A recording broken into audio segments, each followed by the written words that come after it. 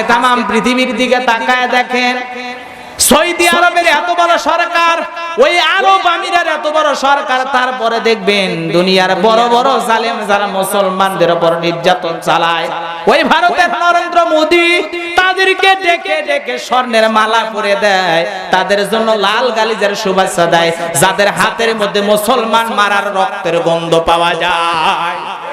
চিল্লা বলেন কথা ঠিক না বাটে?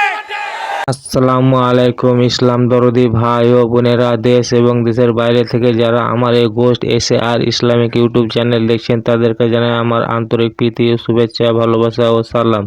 তো আজকে যে হুজুরকে নিয়ে এসেছি, সে হুজুর হচ্ছে গোলাম রাব্বানী হুজুর। গোলাম রাব্বানী হুজুর সত্যি এমন একজন হুজুর যা যুক্তিবাদী এবং সমাজের যে সমস্ত কর্মকলাপগুলো ঘটে তা বাস্তবের, তা আমাদের মিল খেয়ে যায়। সেই সমস্ত সামাজিক যে জিনিসগুলো বেশি নোংরা, মানে আমাদের সমাজকে যে জিনিসগুলো বেশি প্রচারিত এবং আমাদের সমাজকে যে সমস্ত জিনিস আমাদের সমাজকে মানে কলুষিত করছে বা আমাদের সমাজকে ধ্বংসের দিকে নিয়ে যাচ্ছে যে সমস্ত জিনিস, সেই সমস্ত জিনিসগুলোকে কিন্তু গোলাম রাব্বানী হুজুর তুলে ধরেন এবং তিনার বক্তব্য এত সুন্দর, মানে যা বলা যায় না। তো চলুন আমরা গোলাম রাব্বানী হুজুরের মুখ থেকে তার সুন্দর বয়ান শুনবো। করার পর আল্লাহ পাক আশুরার দিনে 10ই মুহররমের দিনে আল্লাহ পাক তাকে ক্ষমা করে দিয়েছিলেন। সুবহানাল্লাহ। সম্মানিত ভাইরা আমার, এই আশুরার দিনে আল্লাহর পয়গম্বর মুসা আলাইহিস সালাম বিশ্ব নবী হিজরত করে যখন মদিনায় চলে গেলেন, মদিনায় যাওয়ার পর বিশ্ব নবী তাকায় দেখলেন ইহুদিরা রোজা থাকে। জিজ্ঞাসা করলেন, তোমরা কেন রোজা থাকো? ডেকে বলে, আমাদের পয়গম্বর মুসা আলাইহিস সালামকে ওই জালেম ফেরাউন বাদশার কবল থেকে, নির্যাতন জুলুম থেকে এই আশুরার দিনে মুহররমের 10 তারিখে আল্লাহ রাব্বুল আলামিন মুসা নবীকে মুক্তি দিয়েছিলেন, বিজয় দিয়েছিলেন। মুসা নবীর বিজয়ের কারণে মুসা নবীকে যে আল্লাহ তাআলা মুক্তি দিয়েছে, এই শুকরিয়া স্বরূপ আমরা ওই দিনটাকে স্মরণ করে রোজা পালন করি। কন্যা সুবহানাল্লাহ।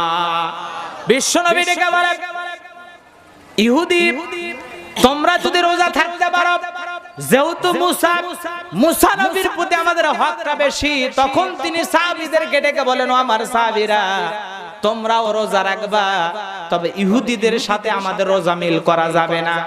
ইহুদিরা রোজা রাখে একটা, কিন্তু আমাদের একটা রাখলে চলবে না। তাহলে ইহুদির সাথে আমাদের রোজাটা কি হলো? মিলে গেল। ভালো করে বোঝেন, এই জায়গায় একটা কথা বলবো, একটু ঠান্ডা মাথায় শোনার চেষ্টা করবেন। আল্লাহর পয়গম্বর বিশ্বনবী যায় দেখলেন ইহুদিরা রোজা থাকে। কেন রোজা থাকে? মুসা নবীকে আল্লাহ পাক ফেরাউনের কবল থেকে পরিত্রাণ দিয়েছিলেন। মুসা নবীকে আল্লাহ রাব্বুল আলামিন ওই ফেরাউন জালেম বাদশাকে লোহিত সাগরে চুবাইয়া ডুবাইয়া আর সৈন্য বাহিনী যা কিছু ছিল সবগুলোকে পটকা মাছের মতো ফুলাইয়া ওই লোহিত সাগরের ভিতরে চুবাইয়া মাইরা আল্লাহর পয়গম্বর মুসা আলাইহিস সালামকে জালেম বাদশার কাছ থেকে আল্লাহ পাক সেই দিন বিজয় দান করেছিলেন, এই আশুরার দিনে। সুবহানাল্লাহ। সেই উপলক্ষে ইহুদিরা অনুসরণ করত মুসা নবীকে, এই জন্য তারা বিজয় হিসাবে এই দিনটাকে তারা রোজা হিসাবে পালন করত। আর সেইটা শোনার পর বিশ্বনবী বললেন, আমরাও রোজা পালন করব আমার সাহাবীরা, কিন্তু ইহুদির সাথে যেন আমাদের রোজা মিলে না যায়। কেন কেন ইহুদিদের সাথে? কারণ আল্লাহ পাক নিজেই পবিত্র কোরআনুল কারীমের মধ্যে ইহুদিদের অনুসরণ করতে নিষেধ করেছেন। কথা বলেন ঠিক না ঠিক? সম্মানিত ভাইরা আমার, এজন্য বিশ্বনবী বললেন, আমরা রোজা পালন করব দুইটা, একটা হয় আশুরার আগের দিন 9, 10 অথবা 10, 11 আমরা দুইটা রোজা পালন করব। তাহলে ইহুদিদের সাথে রোজার পর্যন্ত মিল হলো না, ইবাদতের ক্ষেত্রে মিল করা যাবে না। আজকে সেই মুশরিকদের সাথে, আজকে সেই ইহুদির দালালের সাথে মুসলমানের সম্পর্ক কম না বেশি? জোরে কম না বেশি?